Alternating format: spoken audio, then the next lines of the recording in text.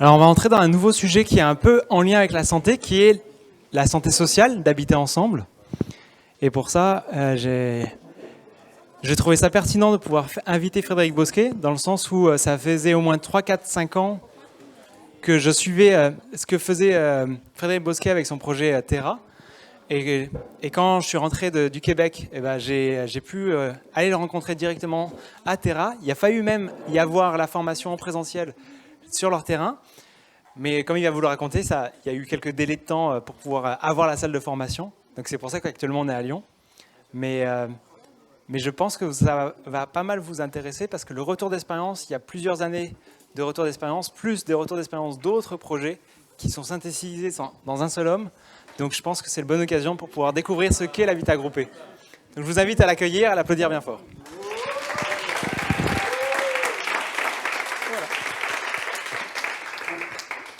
Bonjour à tous, vous m'entendez? Ça va au fond? Alors donc, merci Goulven à la fois pour l'invitation et puis pour la présentation. Bon, j'ai qu'à bien me tenir maintenant. Ce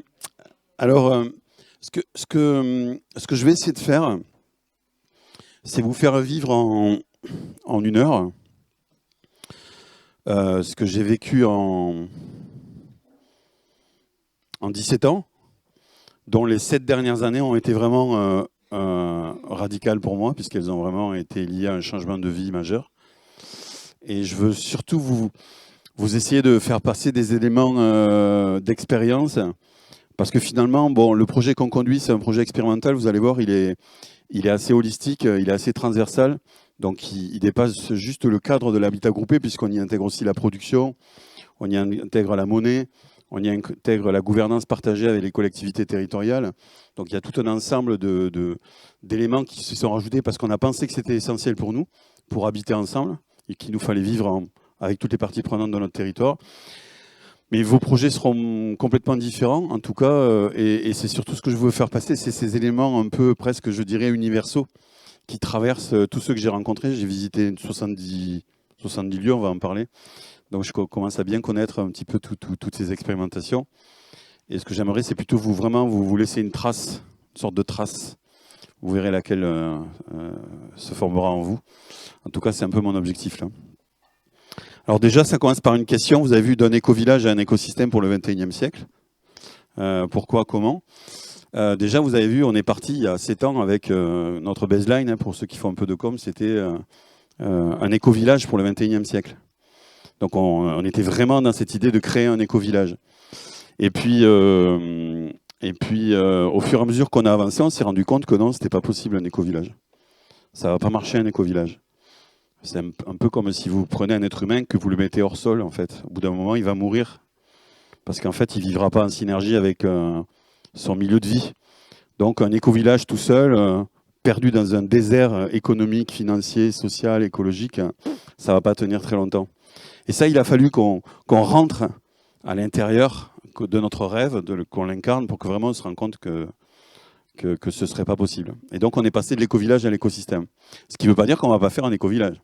Ça veut dire qu'on va concevoir notre éco-village dans un écosystème coopératif dans lequel on va intégrer toutes les parties prenantes de notre territoire. Et ça change tout. Et donc, ça veut dire qu'on va co-construire notre éco-village avec les partenaires du territoire et non pas contre les partenaires du territoire. Mais quand même, je voudrais remonter un petit peu l'histoire et vous résumer en 5 jours les 17 ans qui ont précédé ce changement en quelque sorte. Donc le premier jour, c'est quand j'ai arrêté d'écouter les vieux arbres tomber et que je me suis mis à écouter la forêt qui pousse. Alors ça paraît bête, mais ça a été décisif. C'est fou qu'est-ce que le bruit que fait un arbre quand il tombe. Hein? Mais finalement, la forêt, quand elle pousse, on ne l'entend pas. Et pourtant, il y a beaucoup de forêts qui poussent en ce moment. Et plus on s'éloigne des vieux arbres qui tombent, et plus on entend la forêt qui pousse. Et quand on commence à entendre la forêt qui pousse, c'est dingue, elle fait plus de bruit que les arbres qui tombent. Parce qu'on a simplement changé le focus, en fait. Hein, on a mis le focus de là, on l'a mis là. Et quand on met le focus sur ce qui marche, sur ce qui pousse, ce qui se développe, alors il se passe plein de choses à l'intérieur de nous. On fait jouer des tas de choses à l'intérieur de nous qui sont différentes que lorsqu'on écoute les vieux arbres tomber. Je vous dis ça parce que je suis aussi coach et formateur en gestion du stress et des émotions. Donc je connais bien le stress, je connais bien les émotions, je sais bien comment ça fonctionne. Et 90% du stress, c'est d'abord l'attention sur quoi on pose les choses. Et donc voilà, le premier jour, on va dire, dans ma vie, où j'ai commencé à mettre le focus sur ce qui pousse, j'ai entendu plein de choses nouvelles. Le deuxième élément, c'est que j'ai arrêté d'être fasciné par ces énormes trucs qui m'empêchaient d'avancer. C'est-à-dire, je les ai plus vus comme des énormes trucs, je les ai vus comme des anciens petits trucs qu'on réussit. Toutes ces grosses structures aujourd'hui qui bloquent notre émancipation, elles ont toutes commencé petites. Il n'y en a pas une qui est apparue comme ça. Elles sont toutes apparues petites, et puis on leur a donné de l'énergie, on les a fait manger, puis au bout d'un moment, ils sont devenus ce qu'elles sont devenues parce qu'elles remplissaient une fonction. Et maintenant qu'elles ne remplissent plus cette fonction, eh bien, elles vont décroître. Et regardez bien, si vous écoutez la foudre qui pousse, vous allez voir qu'il y a plein de petits trucs aujourd'hui qui vont bientôt devenir très très grands. Et ces petits trucs, c'est tout ce que nous faisons nous aujourd'hui. Sauf que ça va prendre un certain temps. Et donc ce que je vous invite, c'est plutôt que de voir quand vous plantez un gland, le gland, regardez le chêne. Ça va vous aider à patienter. Chaque fois que je plante un gland maintenant, je plante plus un gland, je plante un futur chêne. Et ça change beaucoup de choses, hein. Beaucoup, beaucoup. Parce que si vous regardez que le gland, le petit gland, des fois vous êtes désespéré par rapport à la forêt. Eh bien non, il faut regarder aussi ce qu'il est en potentiel, et c'est ce potentiel qui va nous enthousiasmer et nous faire tenir dans la durée. Parce que oui, ça prend du temps. Le troisième élément qui m'a vraiment fait changer, c'est vraiment cette idée que ces petits trucs-là, dont on dit mais non, c'est trop petit, ça n'arrivera jamais, finalement, ils ont un potentiel de développement énorme. Je vous prends cet exemple, parce que je suis intervenu pour le Crédit Mutuel lors d'une assemblée générale, sur la monnaie en plus, qui est quand même extraordinaire. Même les banques maintenant nous invitent à parler des monnaies citoyennes. Et c'est vraiment l'histoire du Crédit Mutuel, c'est fabuleux, hein. C'est un petit maire d'une petite commune qui a démarré ça en fait au 19e siècle. Et il avait démarré juste un fournil pour filer du pain à des paysans qui étaient tellement pauvres à cause de l'usure, c'est-à-dire du coût de l'argent qu'ils prêtaient, qu'il a dit c'est pas possible, on peut pas continuer comme ça, on va au moins leur faire du pain, quoi. Et donc ils ont commencé à faire du pain pour ces paysans qui n'arrivaient pas à bouffer. Et puis ensuite, ils se sont rendus compte que ça allait un petit peu mieux. Du coup, ils ont récolté un petit peu de sous pour les aider à se substituer en fait à leurs financeurs usuriers. Et voilà, quelques dizaines d'années plus tard, 15 milliards de produits nets. Alors je vous parle de ça, mais je pourrais vous parler des caisses de sécurité sociale, je pourrais parler des droits individuels, je pourrais vous parler de plein de choses comme ça qui au départ étaient toutes petites et que certaines n'ont pas commencé parce que c'était trop petit. Non, surtout pas.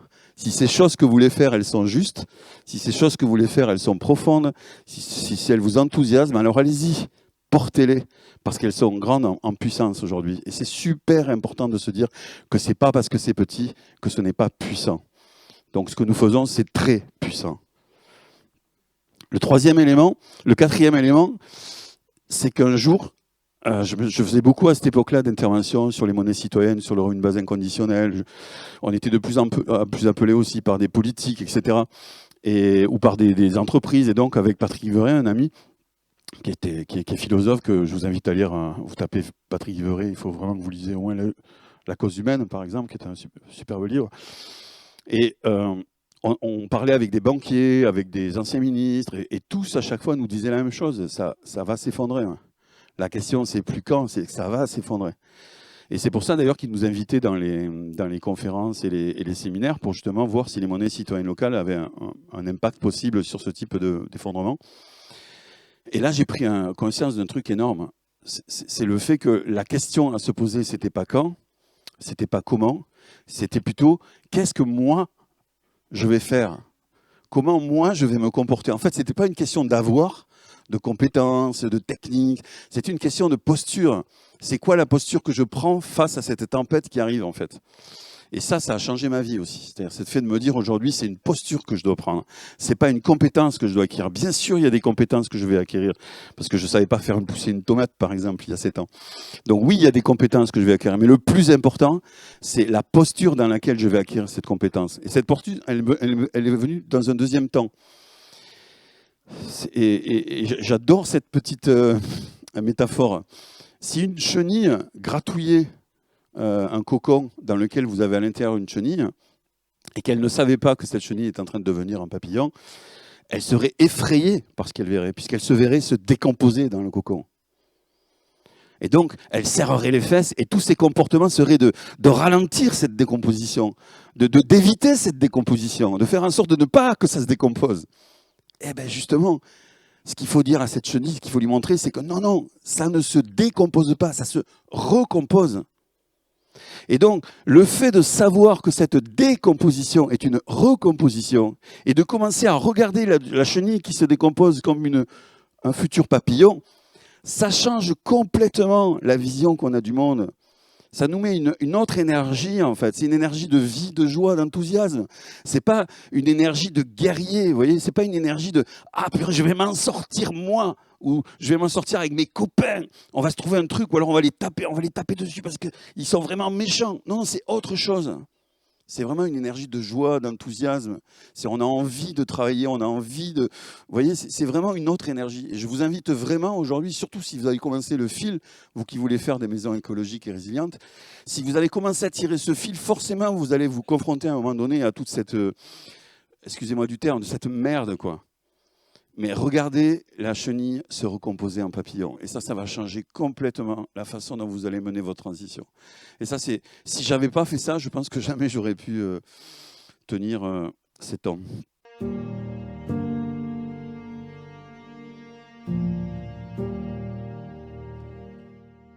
Merci d'avoir suivi ces différents extraits de vidéos de la formation en design de bâtiments écologiques. J'espère que vous avez pris plaisir à découvrir certains de nos experts et que peut-être vous avez envie d'en découvrir d'autres et approfondir un peu plus la thématique. Ça me ferait un grand plaisir de vous inviter à découvrir plus en détail ce que l'on propose. Et pour cela, juste en dessous de la vidéo, il y a un lien pour pouvoir poursuivre et découvrir un peu les détails qui concernent la formation en design de bâtiments écologiques. Sinon, entre-temps, vous avez peut-être déjà assisté à un webinaire où il y aura encore d'autres webinaires auxquels vous allez avoir envie de nous poser des questions. Ou si vous voulez qu'on passe un temps individuel, vous et moi, ou avec notre équipe, n'hésitez pas également à prendre un rendez-vous.auvivant.com. Allez sur le site internet de rendez-vous rdv.auvivant.com. Sinon, retrouvez toutes ces informations-là sous la vidéo et je vais me faire un grand plaisir de pouvoir entrer en contact avec vous à votre rythme. Donc bonne suite à vous, au plaisir, à bientôt.